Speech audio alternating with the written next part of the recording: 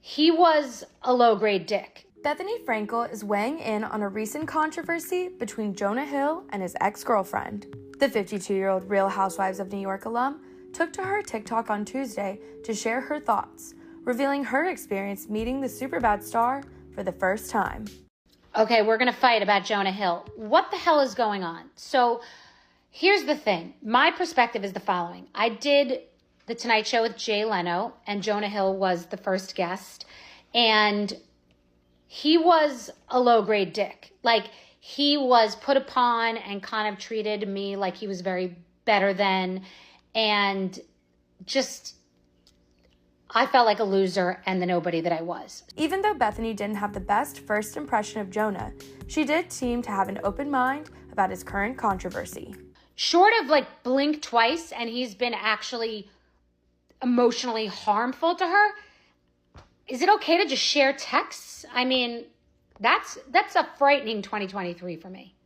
Jonah's ex-girlfriend Sarah Brady released a multitude of screenshots of texts on her Instagram story this week, allegedly between her and the 39-year-old actor from August 2022, claiming he's a misogynist narcissist, as well as allegedly being abusive, manipulative, and controlling during their relationship. Jonah has yet to publicly address Sarah's allegations as of Tuesday.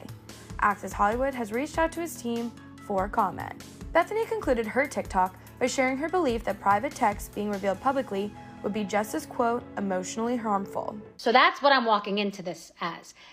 Still, these texts seem crazy. And there are texts that I've sent to people and that people have sent to me that would seem nuts in a vacuum.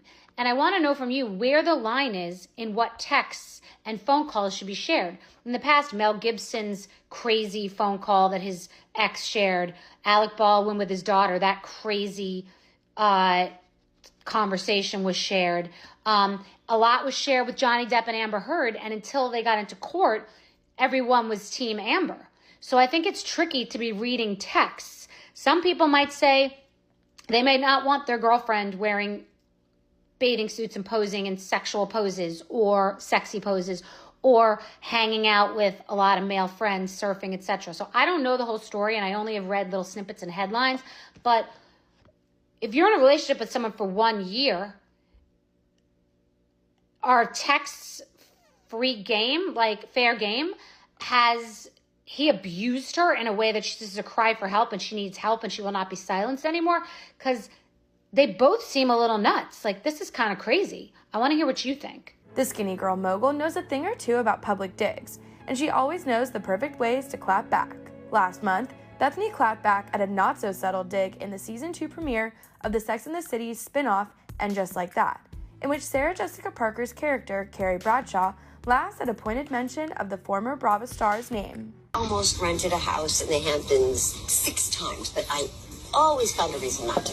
Was that reason always Bethenny Frankel? Haha. Bethenny appeared to take the shade in stride and couldn't help dropping a zinger herself, smiling in a social media video captioned, "When you're off TV for years and just like that, catty housewives are still talking about you." Fans are well aware that the 52-year-old is never afraid to speak her mind. In May, Bethenny didn't hold back when sharing her candid thoughts on Meghan Markle and Prince Harry's now infamous paparazzi incident.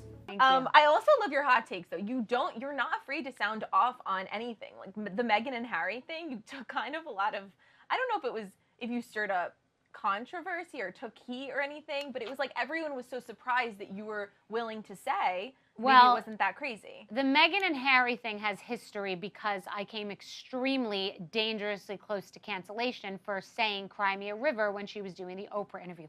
I said something that now is so widely viewed. I was early. If you're early on an opinion, you can get killed. So I was early with my opinion. And since then, I've been vocal about it. And I think I'm allowed to have an opinion about how someone's handling themselves. I think they seem like lovely people. I'm sure they're nice people. I don't know them, obviously. Right. It just seems like they're ill-advised, and I can't imagine if I were given the same opportunity screwing them up so enormously. Right. It seems like both of them have